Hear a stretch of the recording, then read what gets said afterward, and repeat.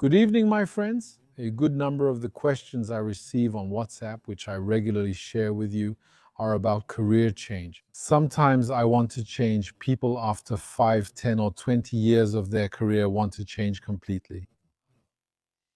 What can I tell you about this? I know that when you start considering these things, it's a stressful time in life, full of worry and all that. So, today we're going to try to address this question in depth. So, first of all, if we want to change, it's because something isn't right. Something isn't right. Why? Sometimes it comes from us, sometimes it comes from the market, but suddenly we find ourselves at odds in our career. There are people who contact me, I'm in the bakery business, I'm tired, I can't take working at night anymore, the pay is bad, I can handle it less and less, I absolutely have to do something else. You see, that's a completely legitimate question. Now, the next step, the next leap, we can't afford to make a mistake. Why? Because we're at a delicate time in his life, and when we make the leap, we can't end up in the void. It's important, especially since I often see that people who want a career change were poorly guided in the first place. We have to admit it, it's not a criticism. We're among ourselves. It's not a question of ego or anything else. Sometimes people choose their path at the beginning because when you dig a little deeper with them, you ask, why did you choose that? I don't know anymore because a guidance counselor told me to. It's not something I thought of myself. I arrived at university with some friends. What did you choose? I chose this, so I'll take that too. That way, we'll be together in the lecture hall. And after that, people end up in not so great situations. Years later, then, the choice to change careers must be made with much more patience and seriousness than the initial career. Another thing, really, the most important question is, should we change careers? Because as we move forward in our careers, we need to think carefully. In terms of return on investment, we invest time, money, we pay for training, and we put in effort. And at that point, we want to see a return. Because what we don't want is to just spend all that and then end up exactly where we started. So the question is, do we have return on investment in our career? So the problem is that very often we don't have it. Very often it doesn't make sense. I'll give you an example of a path that doesn't make sense.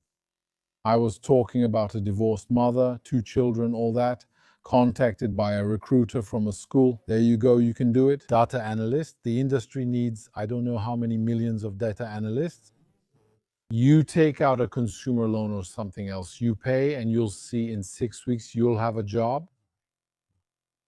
The problem with that is that there are a lot of people who are quickly trained, who enter the market and have absolutely no prospects for the future. Why? Because you always have to look at the bar when you think in terms of investment.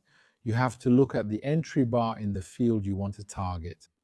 If it's a field that requires 15 years of higher education, you can immediately see that only a very small part of humanity will be able to access it. I'm taking the extreme case. I said 15 years of higher education just to give an extreme example.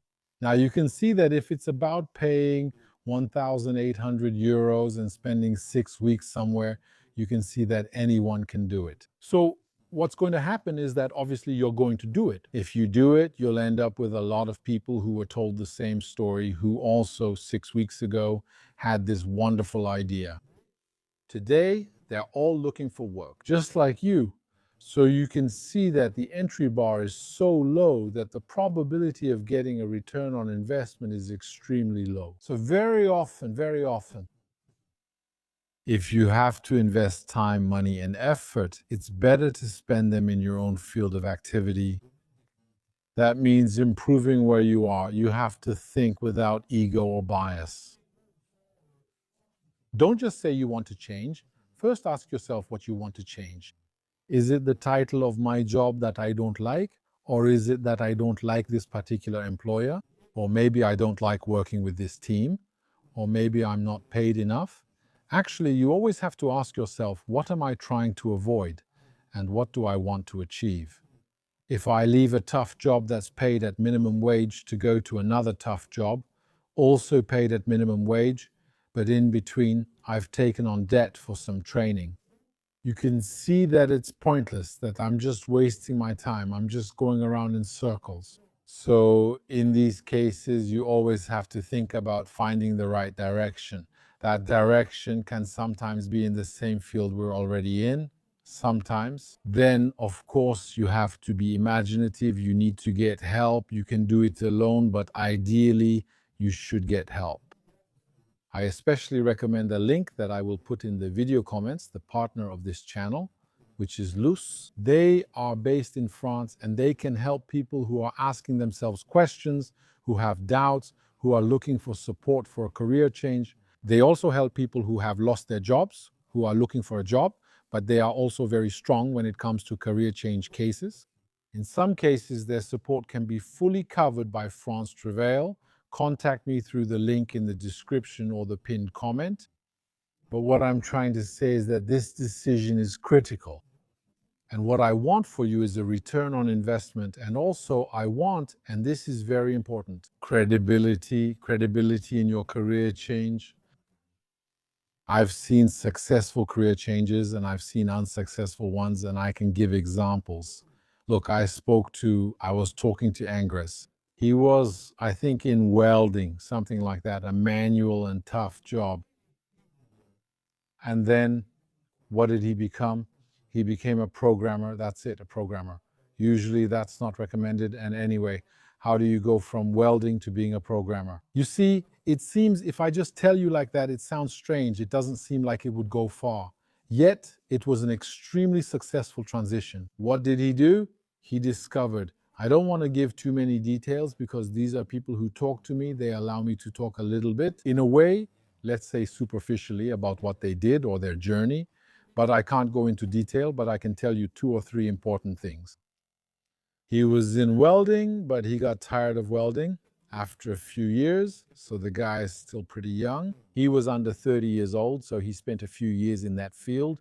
Then he wanted to become a programmer. So listen, where most people will go to a 6-week school to learn Java and then end up in a market that's already saturated by Indians and not just outsourcing to Bangalore and elsewhere, he did something different. He discovered that in certain industrial niches, in some industries, there are some programming languages that are extremely rare. It's not that they're extinct. I don't want to say they're extinct because they'll still be used even in 20 years.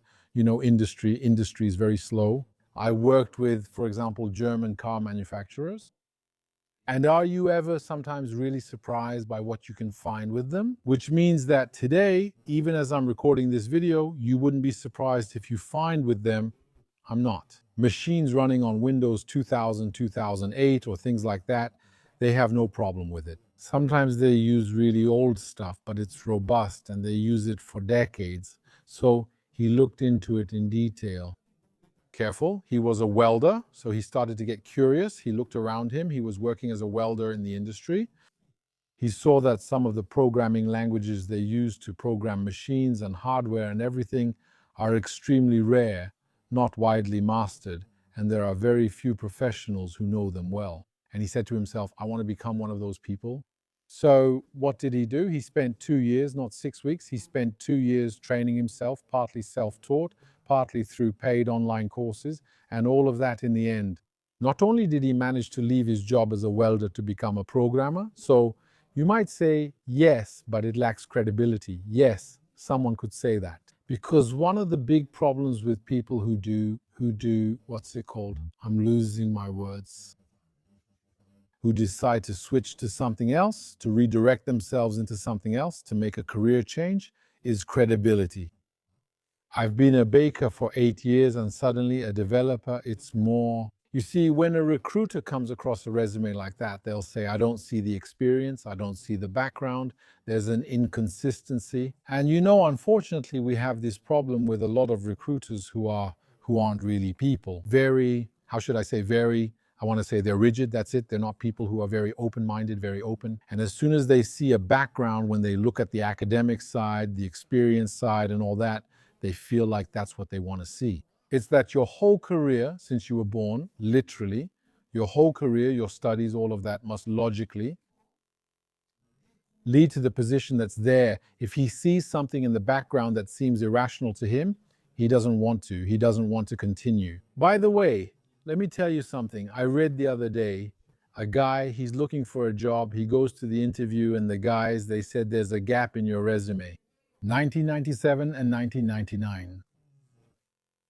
They went back almost 30 years where there were 2 years missing from his education. You see, sometimes you can come across corrections at that level.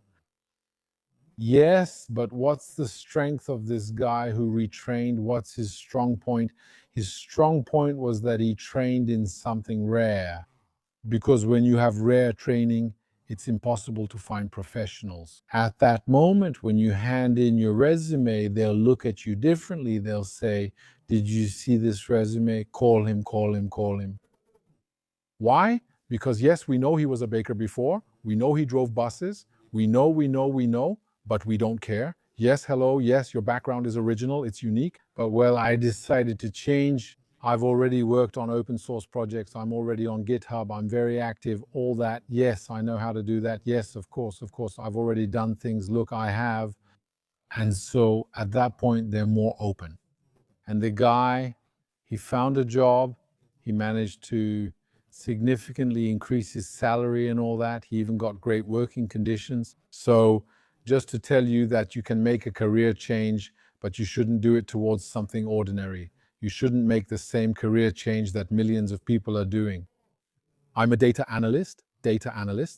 Practically every day, people contact me saying, "Yes, hello, Aldo Sterone. I just finished a data analyst training and I can't find a job." I have bad news. There are millions of young people today being sold data analyst courses. They have the impression that companies spend all their time hiring masses and masses, entire busloads of data analysts, which isn't true. All right, so just take a look at those who are doing data. We're talking here, it's just us. We have time. The last time I saw this, it was a few years ago, I saw someone get a very well-paid job in data. It wasn't a data analyst, it was a data scientist. And she had done a PhD, a doctorate in mathematics, just to tell you, a doctorate in mathematics, then her data training, plus a thesis that was in data analysis. And then indeed she found a job at one of the big four, and then, well, that's it, that's bingo. All right, but going to do quick training courses like that doesn't make sense. Quick training can make sense if it's in line with what you're already doing. For example, let's say you're a baker and then somewhere you're offered a pastry module or something like that. Yes, in that case, it's definitely worth it. You do it in 6 weeks, sure, but it will come. You're adding another brick to a building that's already under construction in your career. But how? Is it starting from scratch with a brick that took 6 weeks? That doesn't make any sense. So, something else too? Always.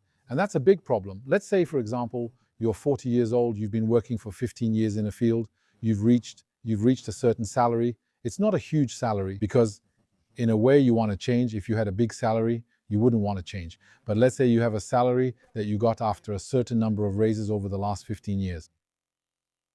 Now, if you switch to a sector you don't know at all and you accept to become a junior in that sector, it's going to be difficult. Why? Because you're going to go back in terms of pay, you're going to go backwards already.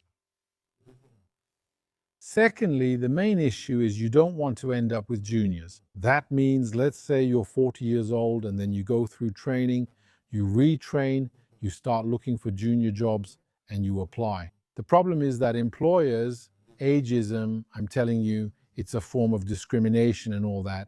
Yes, but it's pretty universal. And I can tell you, we haven't even started to fight against that.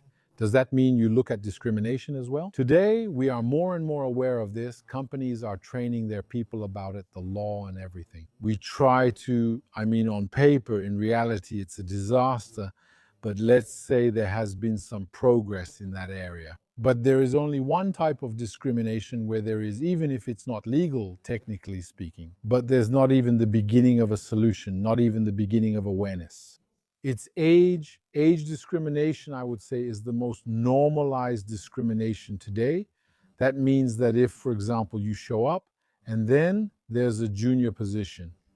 The guy, he's 40 years old, he wants a junior position. He just started a new path, all that. Let's give him a chance. No, the majority of employers, almost all of them, will say no. Why? because when they receive the resumes and then receive the candidates, they'll say, well, this one is 21, this one is 22, this one is 23, this one is 41.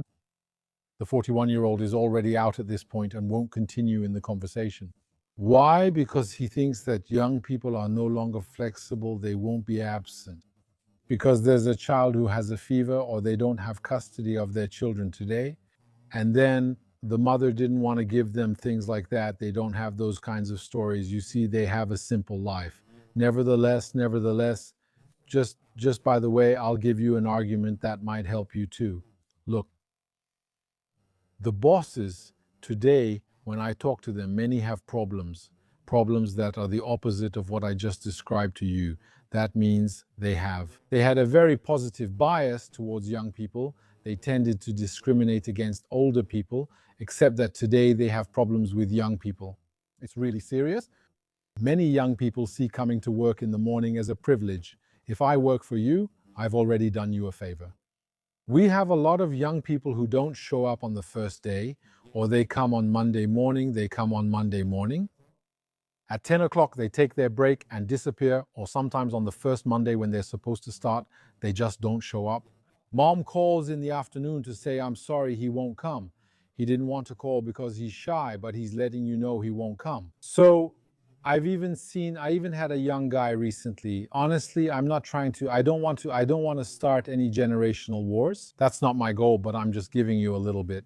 What are employers facing? An employer told me the other day, there was a young guy, he came for an interview, there was a misunderstanding, it was about him, about the schedule, the date, all that. Well, there's the secretary who kindly says, listen, the boss will be here tomorrow. So if you come tomorrow, I'll arrange a face-to-face meeting with him and you can have your interview tomorrow. Do you want to come tomorrow? At 10. And him, what does he say? I'll come if I have time. That's a job seeker. I'll come if I have time, or I'll come if I want to. So the employers, on one hand, they're looking for young people, but on the other hand, they're also struggling with the young people. So sometimes having people who are a bit more mature, a bit more stable, people who know what they want, people who already have experience, who already have a career, who know how to respect a job, who know how to honor a commitment, sometimes that can make up for everything else, so don't hesitate to rely on that. You shouldn't be searching for yourself, because sometimes there are characteristics, and I see this often when I talk to people, there are characteristics that we have. For example, you are a woman, or you are a man, or you are tall, or you are short, or you are 25 years old, or you are 60 years old, it doesn't matter. You see what I mean? But sometimes you have apprehension about a characteristic that you won't be able to change. And sometimes people try to hide that, or keep it quiet, or something like that. You have to use everything you can't change. If you look at it differently, it can become an advantage for you. Because I just told you, it's true that if you're young, you'll make it. By putting forward your motivation, by highlighting the fact that you have cutting-edge studies, by showing that you have all the faith of youth. And that's good, you see, you can sell it like that. But if you're not 25, don't come dressed in sneakers. And then with a skateboard under your arm to look younger, no, don't do that. I mean, at that point, accept that you're older in a position that's usually open to younger people. But this time, try to sell your maturity, your stability, try to sell your experience and all that. So you see, it's important to say that. So now, as I was saying, basically the problem will be that it will be going back to treatment. Because if you have a life, a standard of living that goes with it. If your salary goes back by 30%, well, that's going to be tough. So it's essential, isn't it essential, to make sure you don't go backwards? That means if you make a career change, it's to move up, not to go down, not to live life backwards, not to go back to square one, right? And then to start over, to climb back up for 10 years just to reach your salary, your last salary, it doesn't make sense. Because if you look at the loss of income, if, for example, you move forward in your career for 15 years, and then you go back to a salary you had 15 years ago, and then it takes you another 15 years to climb back up. You can prove it with a sheet of paper, a pen, and a calculator. Taking everything into account, you probably will never make this conversion profitable. That you'll reach the end of your career meaning your retirement, without ever having validated, without ever having had a return on investment. And if there's something that doesn't have a return, well, you just shouldn't do it, plain and simple. So there you go. So I'm giving you a few ideas to think about in this video. I'm not giving you a guide. A, B, C thing, do step one, step two, step three. I'm making you aware. I'm giving you different perspectives to think about. Because it's a decision, you're the only one who can make it. You're the only one who can make this decision. Go, good, no go. I want to feed you. I want to put wood in your fireplace. I want you to be able to know, is it worth going for it or not? But personally, in most cases, I advise doing something in line with what you're already doing. That way we can benefit from what we're hoping for. I'll give you a simple example. At one point in my life, I made a career change, but not a big one, just a small one. I'll give you an example. I worked in data storage. I was in data storage for a very long time.